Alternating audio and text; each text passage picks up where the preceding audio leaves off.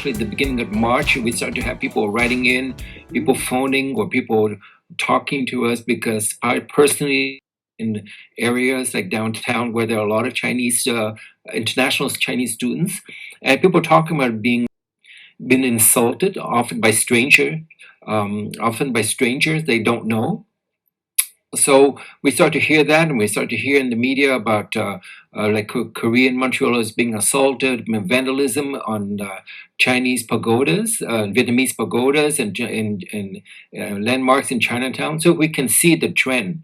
And I think that the fact that the president of the United States calls this a Chinese virus certainly doesn't help, because it has consequences around the world, and particularly in North America, and it's singled out a group of people, in this case, Chinese people and people who look Chinese, as if they are to be blamed for this virus, regardless of whether they've been born in this country, no matter how long they've been in North America, or even they just newly arrived.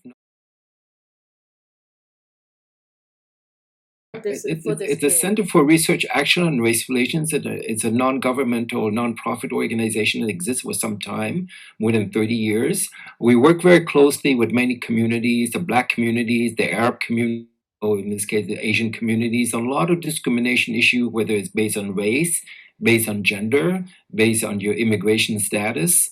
We help people accessing the justice system, file complaint, obtain justice, and obtain compensation whenever they feel they're discriminated.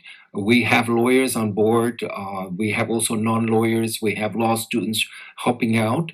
We represent and assist right now more than 180 people before different institutions in their complaints. So we are bilingual. Where possible, we can provide some sort of translation in different languages. It's limited, but we try to do that. What we do is help the community basically organize and mobilize.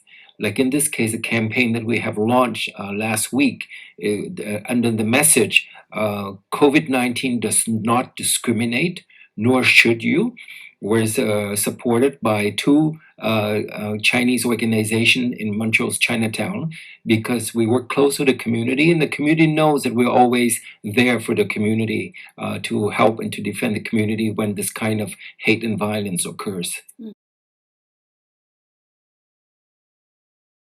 From people with Chinese or Vietnamese descent, particularly related to coronavirus, we have about a dozen emails and complaints, because sometimes people call, but they don't want to go any further. Sometimes people write, but they don't even leave a phone number. They just want to report it. But with regard to all the kinds of discrimination from Black people, from Arab people, we get a lot of more. I must say, as I mentioned earlier, Asian people usually don't complain because they don't know their rights. They don't know that they have the right to file a complaint when they're denied equal treatment. So equal in terms of getting the equal protection and the equal benefit of the law is in our Constitution.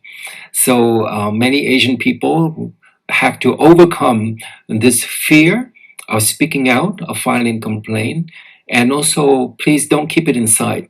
You need to talk about it. Exactly. Because when you talk about it, you're going to realize that there are many of you out there, not only in Montreal, but I understand in many Canadian cities as well, who are being exposed to hate, intimidation, violence, and racism because of who you are, you know, your so-called yellow skin, and that is the target. And that we must not allow that to happen, and you must not suffer alone, because there's nothing worse than to think that you're alone and you're the only one to suffer this kind of racism. Have helped people in the past, so feel free to write us. Don't call because we're not at the office and we can't pick up the calls. Yeah. Write to us, go to our Facebook page, send us a message. Give us a short description of what happened and leave us. Everything will be treated confidentially. I must say that in the past, we help Chinese and other Asian people here for all kinds of problems with discrimination. It is not, we don't get a lot of calls because also culturally, a lot of Chinese and Asian people tend to not talk about it. They tend to keep aside.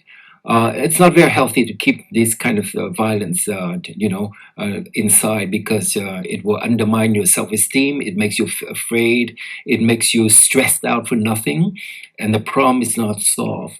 And you're not alone in this situation. So do speak out. Talk to us, write to us, and we'll find ways in the best circumstances to follow up and see what we can do. The simplest thing you can do is write to us and say, if you want to file the report to the police, we can help explain to you how it's going to work. People need to know how the system works because accessing the justice system, if one is not familiar with the laws, if one doesn't speak English or French well, one does not really know how to go about it, could be quite a challenge. And based on our experience in the past, working with Chinese people here in Montreal, we often see that the justice system, is not equipped also to respond adequately to Chinese people's needs. So we have the experience, and more importantly, we have the commitment to help as much as possible because it's about one's safety and it's about one's dignity as people, as Montrealers and as Canadians, regardless whether you were born here or just arrived here, you are people, and we believe that it's time to put people first. Exactly. Where we find also very important is that our politicians, our civic leaders in Canada at the federal, at the provincial, at the city level should start to pay attention to this problem that is rising and to speak out against that because I think the numbers start to come in, the reports start to come in. Asian and Chinese people are very afraid and also angry because often is a stranger comes up to you, assaults you, insults you, and threatens you and pushes you around and then leaves. Those people feel that they've been just being assaulted and they're helpless. They can't do anything about it because they can't even find the aggressor. And that's why we need to speak out and we need to make sure that the message is it's not right to do so, it's divisive, it's practically un-Canadian to pick out a group of people and to blame them for what is now a global health security problem. Well, look, I have talked to some federal members of parliament about the need for the federal government to do something because, I mean, national leadership has to come from the prime minister or his ministers in charge of diversity, in charge of justice, and that there are many members of parliament who represent ridings with a large Chinese, Vietnamese, and Filipino and Asian population, and they need to speak out. Now, I must say that some members of parliament in the Montreal area are very sensitive, are very aware, so I believe that they're working on something. We have talked to the vice chair of the Quebec Human Rights Commission, who also came out with a statement to denounce this kind of racism. So we need to do more in order to create what I like to see is a chorus of voices at the national level in different regions in different cities to say that stop this hate because no one should be blamed. The only thing that we need to say to one another is let's stand together, let's work together, let's keep each other safe, and that's to basically say no to hate, say no to racism. I think that voice has to come from eventually the prime minister in order to set the tone for the country.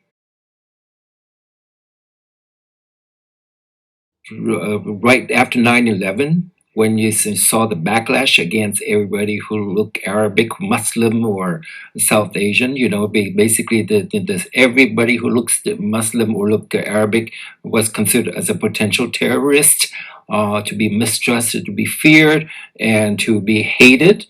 So we see it in waves. And when you're doing the SARS, we saw a lot of that also directed at Chinese people, but not to this extent, because we've never seen, at least in the recent human history, a social, economic, and also medical consequences as drastic as the problem caused by coronavirus. So when in the periods of uncertainty, of fear, and also of perhaps anger at the fact that people can't do anything about the situation, people look for scapegoats. So who do they turn to? They turn to people who are being blamed for being the cause of this virus, the so-called Chinese virus. And that's why we find that any association of coronavirus with the Chinese or with a group of people who are identified because the skin color is absolutely dangerous and is very, very unacceptable. And every responsible person on this earth should avoid doing that.